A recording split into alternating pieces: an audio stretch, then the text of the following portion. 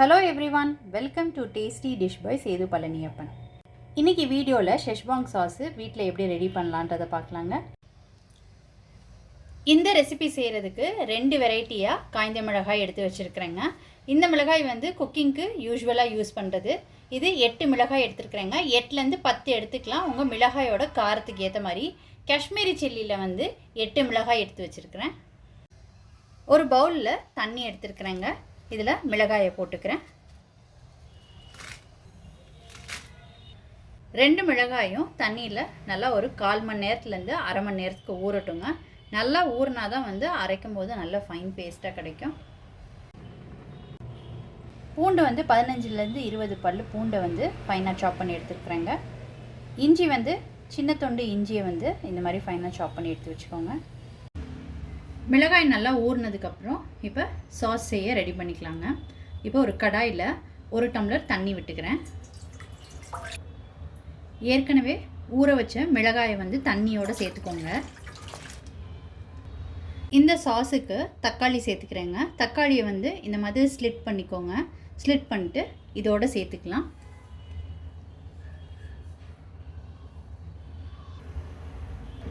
இதை ஒரு 10 மினிட்ஸ் வந்து குக் பண்ணி எடுத்துக்கலாங்க.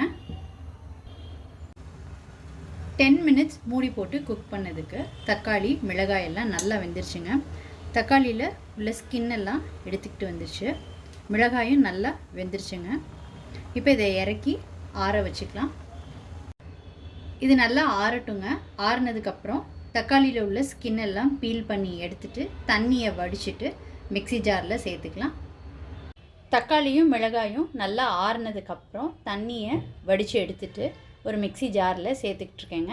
இந்த தண்ணி வந்து அரைக்கிறதுக்கு யூஸ் பண்ணிக்கலாம், இல்லாட்டினா சாஸ் செய்யும்போது யூஸ் பண்ணிக்கலாங்க. இதை கீழே ஊற்றிடாதீங்க. இப்போ இதை அரைச்சி எடுத்துக்கலாம். தண்ணி எதுவும் சேர்க்காமல் நல்லா ஃபைனாக அரைச்சி எடுத்துக்கிட்டாச்சுங்க. இப்போ ஒரு கடாயில் எண்ணெய் விட்டுக்கிறேங்க. இந்த சாஸ்க்கு கொஞ்சம் எண்ணெய் தாராளமாக விடணுங்க. அப்போ தான் கெட்டு போகாமல் இருக்கும். எண்ணெய் சூடானதுக்கப்புறம் இதில் சாப் பண்ணி வச்சுருக்கிற பூண்டை சேர்த்துக்கிறேங்க. அடுத்து இஞ்சி சேர்த்துக்கிறேன். இது ரெண்டையும் நல்லா குக் பண்ணி எடுத்துக்கலாங்க. இஞ்சி பூண்டோட கலர் கொஞ்சம் சேஞ்ச் ஆகிடுச்சுங்க. இப்போ இந்த ஸ்டேஜில் அரைச்ச விழுதை சேர்த்துக்கலாம். வேக வச்ச தண்ணி ஃபில்டர் பண்ணி வச்சுருந்ததை ஜாரில் சேர்த்துக்கிட்டு அதை ஊற்றிக்கிறேங்க. நல்லா கலந்து விட்டுக்கலாம். இதில் 1 ஸ்பூன் உப்பு சேர்த்துக்கிறேன். 1 ஸ்பூன் ஜீனி சேர்த்துக்கிறேன். நல்லா கலந்து விட்டுக்கலாம். 1 டேபிள் ஸ்பூன் வினிகர் சேர்த்துக்கிறேங்க.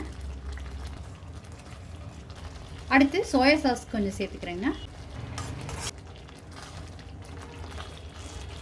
ஒரு 5 மினிட்ஸ் நல்லா கொதிக்கட்டுங்க. கொதித்து எண்ணெய் நல்லா பிரிஞ்சு வர அளவுக்கு குக் ஆகட்டும்.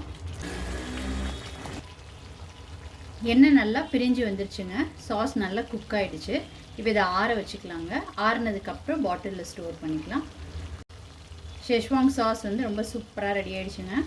எல்லா சைனீஸ் ரெசிபீஸும் இதை வச்சு பண்ணலாங்க.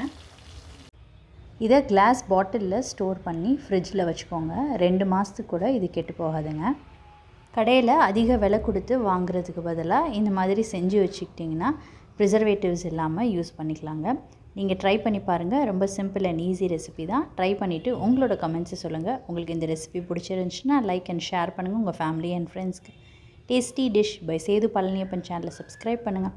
நோட்டிஃபிகேஷன் பெல்லை கிளிக் பண்ணுங்கள் for more videos. Thanks for வாட்சிங்.